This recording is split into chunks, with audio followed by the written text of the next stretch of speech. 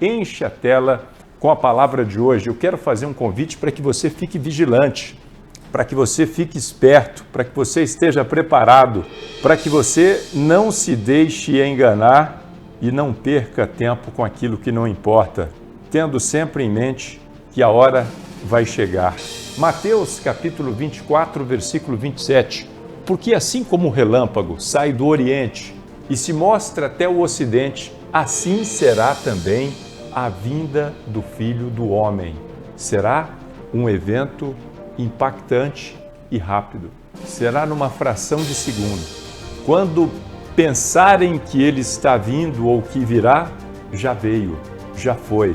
E o apóstolo Paulo falou a respeito deste maravilhoso e grande acontecimento, dizendo: na verdade, nem todos dormiremos, mas seremos transformados num piscar de olhos, ao ressoar da trombeta, dada a voz do arcanjo. E os mortos em Cristo ressuscitarão primeiro. Então, esteja preparado. Ame a vinda daquele que virá como um relâmpago que sai do Oriente e vai até o Ocidente, deixando muito claro, pelos efeitos da sua vinda, que ela aconteceu e, infelizmente, deixando muita tristeza para aqueles que não esperaram a sua vinda diligentemente, preferiram focar em outras coisas que julgavam ser mais importantes. O que farão estes que forem deixados para trás? Qual será o engano que lhes fará tocar as suas vidas?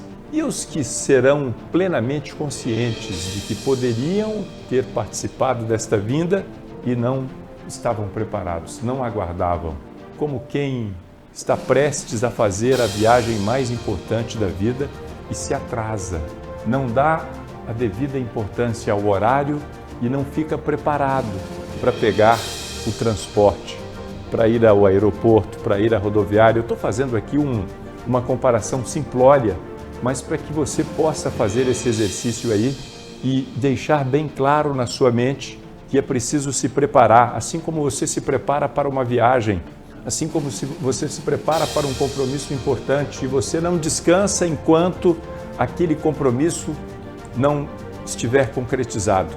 Assim deve ser com relação à vinda do nosso Senhor e Salvador Jesus Cristo, porque vai ser como um relâmpago saindo do Oriente, indo até o Ocidente. Assim será a vinda do Filho do Homem. Esses dias teve um comentário no nosso vídeo no YouTube, né? Você que está me assistindo no YouTube, se quiser, compartilhe a nossa transmissão, deixe o seu like, né? Deixe o seu joinha, nos ajude a ter relevância. E a pessoa que comentou disse: Filho do Homem. Ela questionou a expressão Filho do Homem. Filho do Homem porque ele mesmo se chamou assim, porque ele decidiu abrir mão das suas prerrogativas, do seu poder temporariamente, da sua plenitude, e veio assumir a forma de servo. Ele se tornou como um de nós, inclusive sendo tentado, mas não pecou. E Jesus mesmo se chama de Filho do Homem. E este Filho do Homem, este mesmo que esteve na terra para nos redimir com a sua morte e ressurreição, virá em glória, virá em poder para buscar aqueles que amam a sua vinda. E é bom que nós estejamos preparados. O apóstolo Paulo usou a figura do ladrão. Aliás, o próprio Jesus Cristo disse a respeito da sua volta, usando a figura de um ladrão, dizendo que se o pai de família soubesse que hora que o ladrão vem, ele ficaria de prontidão, aguardando para que a sua casa não fosse invadida. Mas ele não sabe, por isso é preciso estar sempre preparado.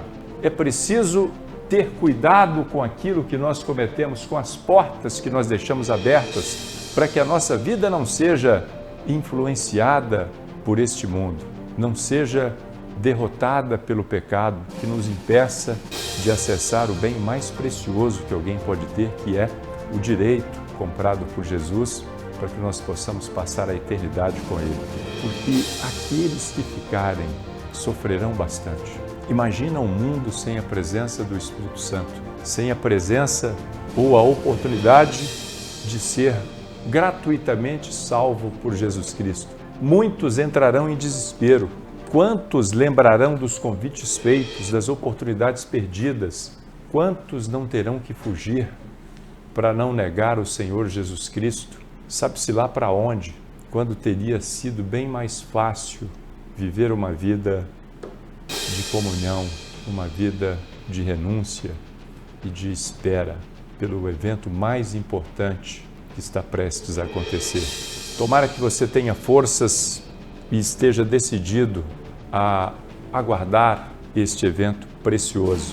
Este evento que, depois da primeira vinda do Senhor Jesus Cristo, deve ser o mais aguardado por todos, porque a primeira vinda já nos comprou, já resolveu o problema do pecado. Agora nós estamos apenas aguardando a hora certa de voltarmos para o lar. Mateus 24, 44.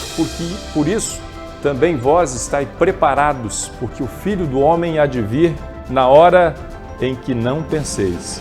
Muita gente não vai estar pensando na vinda do Senhor Jesus. Por mais que os tempos sejam sombrios, haverá uma sensação de que tudo está resolvido, pelo menos para a maior parte das pessoas.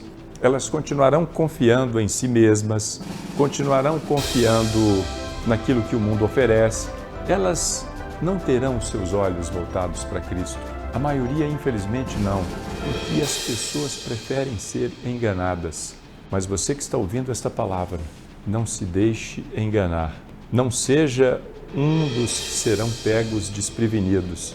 Segunda carta do apóstolo Pedro, capítulo 3, versículo 10. Mas o dia do Senhor virá como um ladrão, e então os céus passarão com grande estrondo.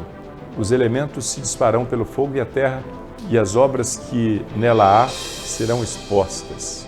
Isso é o que vem depois, quando a medida do tempo for concluída.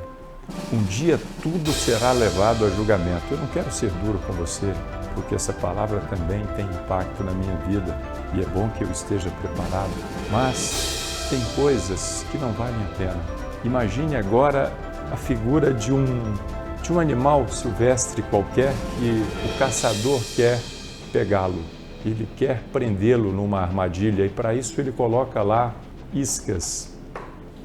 A armadilha fica discretamente escondida e há frutas normalmente que parecem ser muito atraentes para essa presa, para este animal. E o animal vai consumindo estas frutas. Há quem faça uma espécie de ceva, os caçadores sabem disso, para que os animais se acostumem com aquele local e quando eles menos esperam, quando eles estão acostumados, a armadilha os prende e eles viram uma presa fácil, porque foram enganados. Quantos de nós começam a ser seduzidos por coisas pequenas e aí nós baixamos a guarda? Quando nós não percebemos, nós estamos enredados numa trama de engano. A nossa mente foi corrompida ao ponto de nós defendermos aquilo que antes nós condenávamos. E alguns de nós vão dizer que agora alcançaram uma espécie de consciência, de conhecimento que os torna superiores e começam até a ridicularizar aqueles que simplesmente querem ter uma vida preservada do pecado, guardando os fundamentos, uma vida piedosa. Quantos não são até ridicularizados por aqueles que, por meio dos sofismas, dos malabarismos mentais, justificam a sua conduta só para não abrir mão daquilo que lhes dá prazer, daquilo que lhes agrada, mesmo que isso custe um alto preço. Quem sabe seja tarde demais para que eles possam se libertar deste engano. Mas hoje pode ser o dia. Talvez essa palavra fale ao seu coração. No fundo, todo homem sabe quando está errado. Todo homem tem a capacidade de discernir o que é certo e errado. Isso é intrínseco, isso é próprio do ser humano. Nós erramos porque somos compelidos pela nossa natureza pecaminosa. No fundo, nós temos que silenciar a voz interior. Não é sem aviso que alguém comete alguma coisa ruim. Não sem desprezar alguns ou talvez muitos avisos. E insistindo no erro, a voz interior vai cada vez mais sendo silenciada, até o ponto de não poder mais ser ouvida. E aí, para alguns, pode ser tarde demais. Mas graças a Deus que, pela sua misericórdia, quando estamos no fundo do poço, nós ouvimos um sussurro, nós ouvimos uma advertência e alguns de nós ouvem uma voz paterna nos chamando de volta. Não importa a degradação moral em que possamos nos encontrar. Há muitas pessoas que se encontravam na sarjeta, literalmente, e foram resgatadas ao ouvir a voz de Deus, dizendo que é dia de arrependimento. Se hoje ouvirdes a voz de Deus, não endureçais os vossos corações como no dia da peleja. Pelo contrário, eis que estou à porta e bato. Aquele que abrir, eu entrarei e cearei, ou seja, terei comunhão com Ele. Você quer estar à mesa com Jesus? Ouça o aviso, ouça o recado. Não espere o tempo passar demais, porque nós não somos senhores do tempo. Nós não dominamos nem mesmo a nossa própria vida, por mais que a gente tenha a sensação falsa de que estamos no controle de alguma coisa. Se você puder fazer alguma coisa por si mesmo, creia que Jesus está às portas. Não há tempo a ser perdido. Você pode se preparar para a vinda dele e ter a eternidade para comemorar a sua vitória. A vitória que foi conquistada na cruz com sangue derramado. Nenhum bem, nenhum prazer, nada que o mundo oferece pode ser comparado à glória do porvir. Assim como os sofrimentos e as provações para servir a Cristo não podem ser comparadas, o apóstolo Paulo disse isso, falando que aquilo que os ouvidos não ouviram, que os olhos não viram, isso é o que está preparado para os que amam a Deus. Tomara que Ele tenha falado ao seu coração. Não deixe para a última hora, talvez não haja tempo suficiente. Seja prudente, prepare-se, tenha em mente que a qualquer momento a trombeta pode soar. Sabe, quando eu olho para o livro de Apocalipse, vejo muitas interpretações diferentes a respeito do cumprimento das profecias que sim estão sendo cumpridas. Eu não sei precisar em que momento do Apocalipse nós estamos. Nós estamos em algum momento. Mas é bom que haja tantas divergências assim, sabe para quê? Para que você não fique confiado em nenhuma das interpretações. Talvez há quem diga, mas é preciso primeiro cumprir-se tal profecia. Eu não sei, talvez essa pessoa esteja enganada. Quem sabe seja hoje a volta do nosso Senhor Jesus Cristo. E aí só depois nós entenderemos em que ponto estamos do Apocalipse. Existem aqueles que são pré-tribulacionistas, ou seja, que a igreja, quando eu digo igreja, eu estou falando todos os santos. Não se escandalize com essa palavra. Santos são todos aqueles que têm uma vida separada, que abriram mão do pecado. Pecam acidentalmente e não deliberadamente, não por vontade própria. Eles não levantam da cama de manhã decididos, hoje eu vou pecar. Não, eles pecam porque ainda estão num corpo corrompido. É um pecado acidental, pelo menos deveria sim. Todos estes que guardam a palavra, se esforçam, são considerados santos. A palavra diz que sem santidade ninguém verá a Deus. Aí alguém bate no peito e diz, mas eu não sou santo. Então, desculpa, você não quer ver a Deus. Para ver a Deus precisa ser santo. Sede santos porque eu sou santo.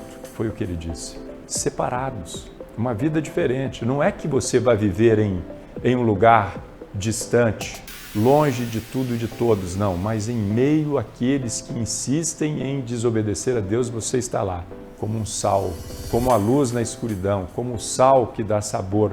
Porque se o sal se tornar insípido, ou seja, sem sabor, não serve para nada. Você já viu gente que tem nome de cristão, mas não age como tal? Para que essa pessoa serve a não ser para virar chacota, para ser escândalo, para envergonhar aqueles que se esforçam? Ou pelo menos, na cabeça de alguns, aqueles que se esforçam estão envergonhados. Não estão. O tropeço serve para os fracos que poderiam até dar crédito à palavra, mas usam como desculpa a conduta daquele que é o sal insípido, que não serve mais para nada. Mas ainda há tempo de arrependimento, tempo de consertar as coisas, tempo de perdão, tempo de aguardar a vinda do nosso Senhor e Salvador Jesus Cristo. Graças a Ele por esta palavra. Eterno Deus, eu te peço agora, em nome de Jesus, abre os olhos espirituais dos corações de todos nós, para que possamos amar a Tua vinda e estarmos preparados para ela. É a simples oração que eu te faço, te peço tudo e agradeço em nome de Jesus. Amém.